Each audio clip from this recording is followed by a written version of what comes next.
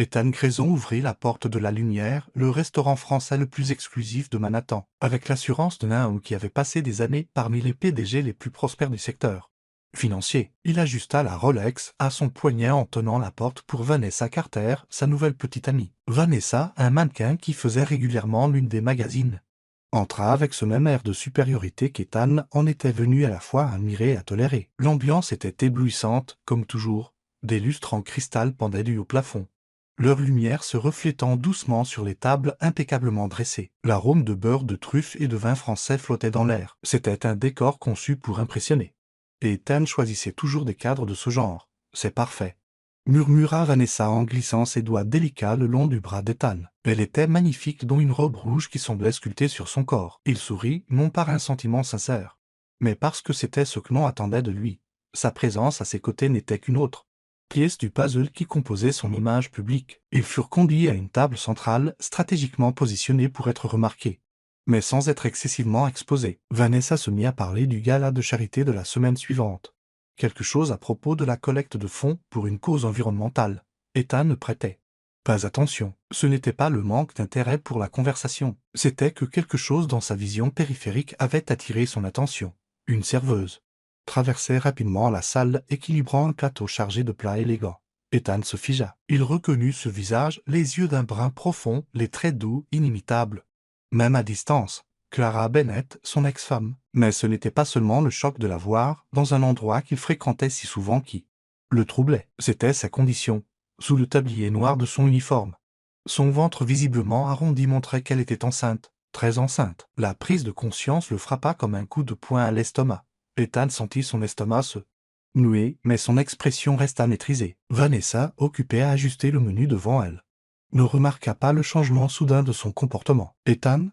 La voix de Vanessa portait une note d'irritation. Il détacha son regard de Clara juste à temps pour éviter les soupçons. « Désolé, qu'est-ce que tu dis ?»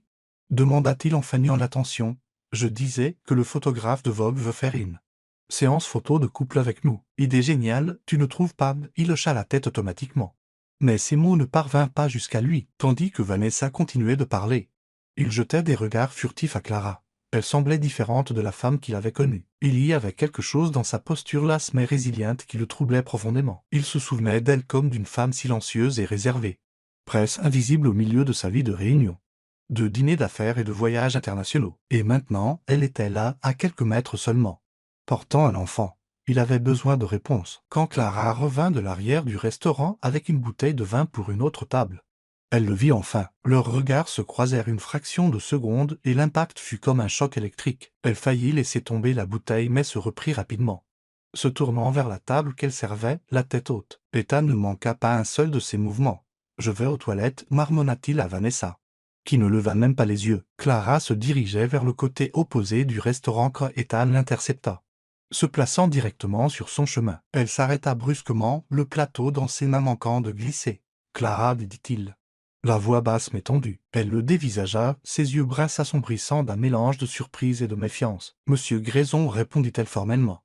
Le ton neutre. Ne me traite pas comme un étranger, répliqua-t-il sèchement, son regard descendant ostensiblement vers son ventre. « Est-ce que c'est ce que je pense ?» Clara redressa les épaules, serrant fermement le plateau entre ses mains. « Je ne sais pas ce que vous pensez, Ethan. Ne joue pas ce jeu avec moi, dit-il, la voix calme et tranchante. Tu es enceinte. Pourquoi est-ce que je l'apprends maintenant ?» Elle prit une profonde inspiration, comme pour se préparer à une réponse répétée. « Ma condition actuelle n'a rien à voir avec vous, dit-elle d'un ton égal. C'est absurde, répondit-il, luttant pour contenir sa colère. « Si ce bébé est le mien, j'ai le droit de savoir. » Clara soutint son regard sans ciller. « Ce n'est pas une conversation que nous devrions avoir ici, dit-elle, la voix plus basse maintenant. » Avant qu'il ne puisse répondre, elle se retourna et disparut dans la cuisine. Ethan retourna à la table, mais son esprit était à des kilomètres. Vanessa était maintenant occupée à prendre des selfies, semblant se contenter d'ignorer son humeur, mais Ethan ne pouvait l'ignorer. Clara était enceinte, et il devait savoir de qui était ce bébé et pourquoi elle le lui avait caché. Le bruit de pas résonnait dans le silence du penthouse d'Ethan Grayson. Il se tenait près de la fenêtre, contemplant la ligne d'horizon scintillante de Manhattan. Bien que ses pensées fussent loin de la vue, il tenait un verre de whisky à la main, les glaçons tintaient doucement l'image de Clara, Enceinte et travaillant comme serveuse dans un restaurant de luxe, ne le quittait pas. Elle avait disparu de sa vie 5 mois plus tôt. Clara avait toujours été pragmatique, même en mettant fin à leur mariage. Il n'y avait eu ni cri ni dispute enflammée. Juste un silence glacial alors qu'elle signait les papiers du divorce et franchissait la porte. À l'époque, il avait pensé que c'était exactement ce qu'il voulait, la liberté de se concentrer sur sa carrière, sans distraction ni enchevêtrement émotionnel. Mais maintenant, il n'en était plus si sûr. Il retourna le téléphone dans sa main, hésitant un instant avant de chercher le numéro de Clara. Il savait qu'il l'avait encore, il ne l'avait jamais effacé. Appuyant sur appeler, il écouta la ligne sonner plusieurs fois avant de tomber sur la messagerie vocale. Il ne laissa pas de message. Ethan détestait être ignoré, mais Clara avait toujours eu le don de le déstabiliser. Pendant ce temps, Clara était assise dans son petit appartement du Queens, épuisée après son service. Elle se laissa tomber avec précaution sur le canapé, sa main se posant instinctivement sur son ventre. Le bébé bougea et elle sourit, un petit geste sincère, avant de fermer les yeux et de pousser un long soupir. Voir Ethan ce soir-là avait été un choc. Mais elle savait que cela finirait par arriver. C'était un homme qui avait toujours le contrôle, qui ne laissait jamais rien lui échapper. Voir la surprise et la confusion sur son visage quand il avait remarqué sa grossesse l'avait presque fait rire, presque. Mais la douleur était encore trop vive, la blessure trop profonde. Clara repensa à la façon dont les choses s'étaient effondrées entre eux. Ethan était consumé par sa carrière. Chaque seconde de sa vie consacrée à l'expansion de son entreprise, Grayson Capital. Au début, elle avait admiré son ambition, mais avec le temps, elle réalisa qu'elle passerait toujours en second. Ou peut-être qu'elle n'avait jamais vraiment fait partie de ses priorités. Ils vivaient dans des mondes différents, elle voulait une famille. Mais il lui avait fait sentir que c'était une idée absurde. Une nuit en particulier hantait encore sa mémoire. Ils dînaient à la maison.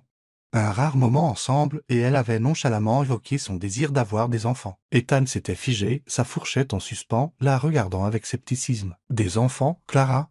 Tu sais à quel point ce serait destructeur pour nous en ce moment. Mon temps est entièrement consumé, et tu sais que Grayson Capital exige toute mon attention. Elle n'avait plus jamais abordé le sujet. L'idée d'avoir des enfants avec Ethan semblait aussi impossible que d'essayer de changer le cours d'une rivière à main nue. Ainsi, quand elle découvrit qu'elle était enceinte, cela lui parut une cruelle ironie du sort. Leur mariage tenait déjà à un fil, et elle savait qu'Ethan ne verrait pas la grossesse comme une bénédiction, mais seulement comme une complication de plus. Au lieu de le lui dire, elle prit la décision la plus difficile de sa vie, partir. Maintenant, alors qu'elle se reposait sur le canapé, son téléphone vibra à côté d'elle.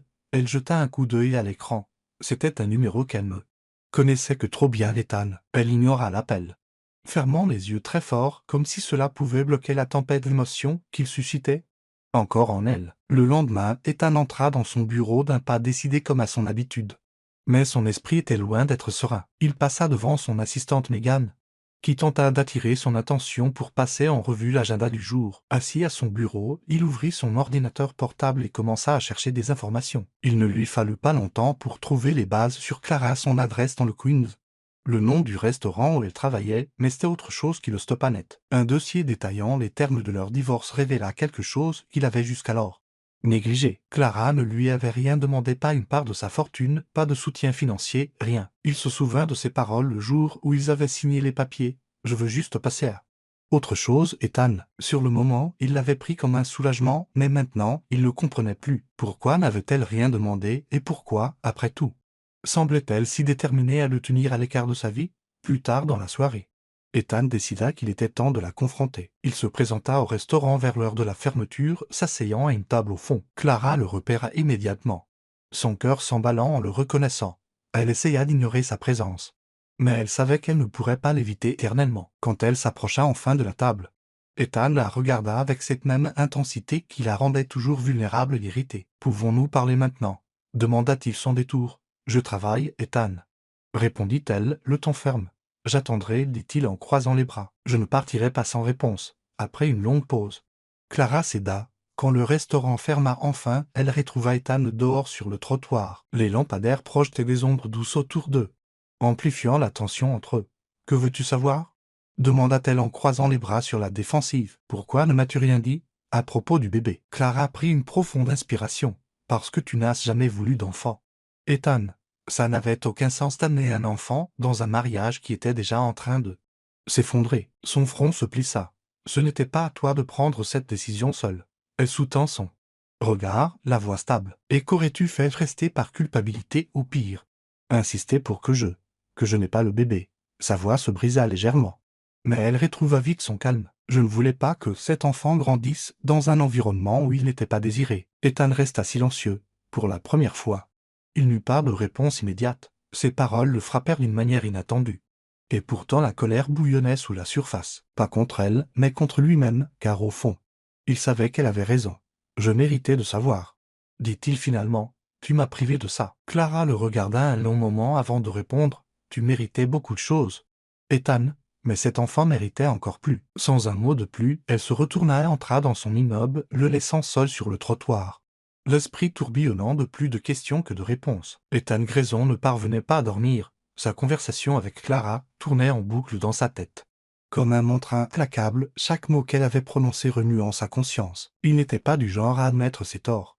Encore moins à accepter d'être exclu de quelque chose d'aussi important que l'existence d'un enfant. Mais les paroles de Clara, chargées de conviction et de douleur, le poussaient à remettre en question tout ce qu'il croyait savoir sur lui-même. Ce qui le troublait le plus, cependant, ce n'était pas la grossesse en soi, c'était le fait qu'elle croyait qu'il n'était pas capable d'être père. Était-ce vrai? Il n'y avait jamais vraiment réfléchi. Les enfants étaient un concept qu'il avait toujours traité comme une possibilité lointaine. Quelque chose pour l'avenir, quand la vie serait parfaite. Mais ce jour n'était jamais arrivé. Et maintenant? La réalité le frappait de plein fouet. Il sortit du lit et se rendit à son bureau. Son sanctuaire de clarté, en ouvrant son ordinateur portable. Il commença à chercher des avocats spécialisés dans les valeurs en droit de la famille. Ethan ne savait pas exactement comment gérer cette situation. Mais il était certain d'une chose, il voulait faire partie de la vie de ce bébé. Que cela plaise ou non à Clara. Au restaurant, Clara terminait un autre service éreintant. Depuis sa confrontation avec Ethan, elle sentait un poids supplémentaire sur ses épaules. Comme si quelque chose d'inévitable se profilait à l'horizon. Lucas Zarpé, le gérant du restaurant, remarqua sa tension alors qu'il l'aidait à nettoyer les tables. « Clara, ça va ?» demanda-t-il doucement. Elle hésita avant de répondre « Je vais bien. Juste quelques soucis à régler. » Lucas n'insista pas, mais son inquiétude était palpable. Il savait que Clara était enceinte et avait toujours respecté sa vie privée, mais à cet instant, il voulait offrir plus. « Si jamais tu as besoin d'aide, tu sais que tu peux compter sur moi. » Clara lui adressa un petit sourire fatigué. « Merci. Lucas, tu en fais déjà bien plus qu'assez. » Lucas était l'opposé d'Ethan, patient, empathique et attentionné. Il ne connaissait pas les détails du passé de Clara. Mais il soupçonnait qu'il impliquait une douleur qu'elle tenta de laisser derrière elle. Pourtant, il comprenait qu'il ne pouvait pas forcer sa confiance. Clara était résiliente. Mais même les personnes les plus fortes avaient besoin de soutien. Ethan commença à venir au restaurant plus fréquemment. Une habitude que Clara trouvait à la fois exaspérante et épuisante. Il choisissait toujours une table discrète, mais son regard ne la quittait jamais. Cela ne troublait pas seulement Clara, mais aussi Lucas, qui observait les agissements d'Ethan avec une méfiance silencieuse. Un soir, Ethan appela Clara à sa table après le dîner. « Je ne veux pas continuer comme ça. » Commença-t-il, la voix calme et empreinte de détermination. « Je veux faire partie de tout ça. » Clara ricana en croisant les bras. « Partie de ça, Ethan, tu ne sais même pas ce que ça veut dire. Ce que tu veux, c'est le contrôle. » Comme toujours, il prit une profonde inspiration, retenant visiblement sa frustration. « Je peux apprendre, Clara. Je veux apprendre, mais il faut que tu me laisses faire. » Elle le fixa un long moment avant de répondre. Apprendre ne suffit pas. Ce n'est pas quelque chose que tu peux contrôler ou déléguer. Ethan, être parent demande plus que ça. Avant qu'il ne puisse répondre, Lucas apparut à leur côté. « Tout va bien ici ?» demanda-t-il, la voix calmée avec une nuance de protection. Il était clair qu'il n'appréciait pas la présence d'Ethan. « C'est bon, Lucas », dit rapidement Clara, espérant mettre fin à la conversation. Mais Ethan, remarquant l'intérêt de Lucas pour Clara, ne put s'en empêcher. « Et qui êtes-vous ?» demanda Ethan en se levant. Sa posture était défensive. Ses yeux plissés. Lucas ne s'y a pas. « Je suis le gérant ici. Et je m'assure que Clara n'est pas importunée. » Clara s'interposa avant que la tension ne puisse monter. « Ça suffit, Ethan. Va-t'en. » Ethan hésita, la mâchoire serrée, mais finit par prendre son manteau et quitter le restaurant. Pourtant, la graine du doute avait été plantée. Qui était Lucas pour Clara? Y avait-il quelque chose entre eux? Cette pensée l'irritait plus qu'il ne voulait l'admettre. Quelques jours plus tard, la situation prit une tournure inattendue. Ethan engagea un détective privé pour en savoir plus sur Clara. Ce qu'il découvrit le laissa stupéfait. Elle avait refusé une offre d'emploi bien rémunérée dans une entreprise locale parce qu'elle ne voulait aucun lien avec lui. Elle économisait chaque centime pour assurer l'avenir du bébé.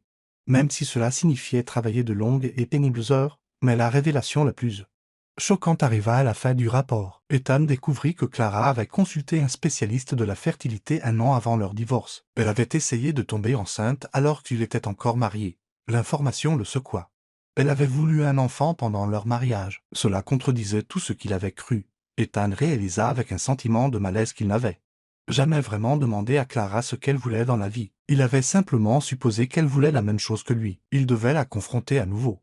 Mais cette fois armée de la vérité, Clara rentrait chez elle par une nuit froide quand Ethan l'intercepta à l'entrée de son immeuble. « Je sais pour le spécialiste de la fertilité, dit-il sans détour. » Ces mots tranchant l'air comme une lame. Elle se figea, le cœur battant à tout rompre. « Tu n'avais pas le droit d'enquêter sur ma vie. »« J'en avais. »« Parfaitement le droit, rétorqua-t-il. »« Pourquoi ne m'as-tu rien dit? Essayais-tu d'avoir un enfant alors que nous étions encore mariés ?» Clara prit une profonde inspiration, essayant de rester calme. « Je voulais un enfant, Ethan. Je voulais une famille. Mais tu as très clairement fait savoir que cela ne faisait pas partie de tes plans. Et pourtant, te voilà. Enceinte, dit-il, l'amertume perçant dans sa voix. Tu as pris cette décision pour nous deux. Non, répliqua-t-elle. La voix ferme. J'ai pris cette décision pour moi et pour cet enfant. Parce que je savais que tu ne comprendrais jamais. Ethan resta momentanément sans voix. Pour la première fois, il commençait à voir la profondeur de la douleur et de la solitude que Clara avait endurée pendant leur mariage. Mais cela ne diminuait pas la colère qui couvait en lui, non seulement contre elle, mais aussi contre lui-même. « Je veux faire partie de ça, dit-il finalement. Le ton ferme. Et je n'abandonnerai pas tant que tu ne me laisseras pas faire. » Clara le fixa, l'épuisement et la détermination gravés sur son visage. « Alors peut-être devrais-tu commencer par apprendre ce que signifie vraiment être présent, Ethan ? Parce que les mots ne suffisent pas. » Elle se retourna et entra dans l'immeuble, le laissant à nouveau seul.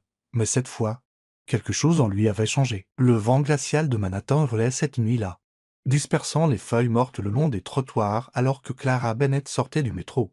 Son pas lent et là. Ces journées semblaient interminables, partagées entre des services éreintants au restaurant et des nuits agitées dans son petit appartement. Mais ce soir, quelque chose n'allait pas. Un malaise croissant lui serrait le ventre et le bébé semblait inhabituellement agité. En arrivant chez elle, elle s'effondra sur le canapé, essayant d'ignorer les vagues de douleur qui allaient et venaient. Il était trop tôt pour que le bébé arrive. Il lui restait encore près de 2 mois. Mais un instinct profond lui disait que quelque chose n'allait pas. De l'autre côté de la ville, Ethan Grayson était en pleine réunion d'affaires. Mais ses pensées étaient tournées vers Clara. Depuis leur dernière conversation, un sentiment d'agitation s'était emparé de lui, comme si chaque décision qu'il prenait était la mauvaise. Il n'était pas âme à aimer l'échec. Et la prise de conscience qu'il avait peut-être détruit la seule relation qui comptait vraiment le rongeait. Au milieu de la réunion, son téléphone vibra. Il faillit l'ignorer, mais quelque chose le poussa à regarder l'écran. C'était un numéro inconnu. Contre ses habitudes, il décrocha. « Monsieur Grayson ?»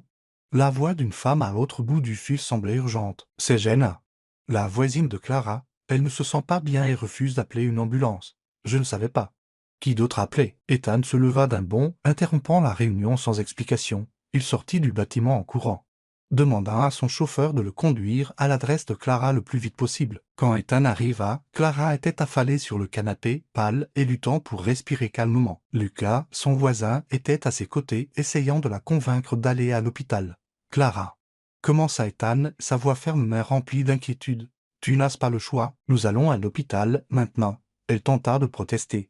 Mais une autre vague de douleur aiguë la fit taire. Ethan n'attendit pas. Il la prit dans ses bras et la porta jusqu'à la voiture. Lucas hésita. Mais Ethan lui lança un regard qui ne laissait aucune place à la discussion. Pendant le trajet vers l'hôpital, Clara était visiblement paniquée. « C'est trop tôt, Ethan, dit-elle en lui serrant le bras.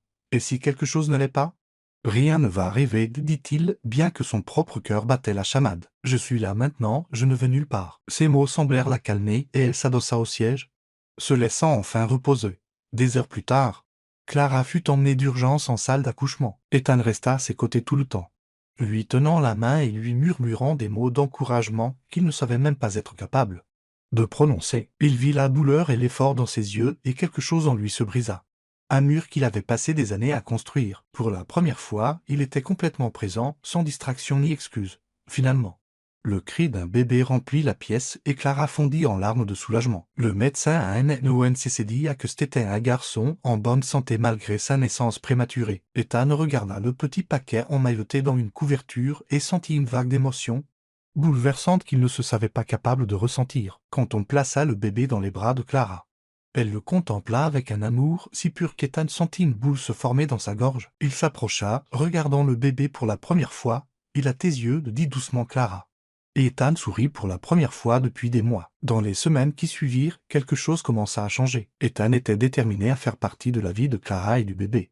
Non pas comme l'homme qu'il avait été, mais comme quelqu'un de meilleur. Il commença à restructurer sa vie, déléguant plus de responsabilités au travail pour pouvoir passer du temps avec eux. Il conduisait Clara à ses rendez-vous médicaux, lui apportait tout ce dont elle avait besoin pour le bébé et apprit même à changer des couches.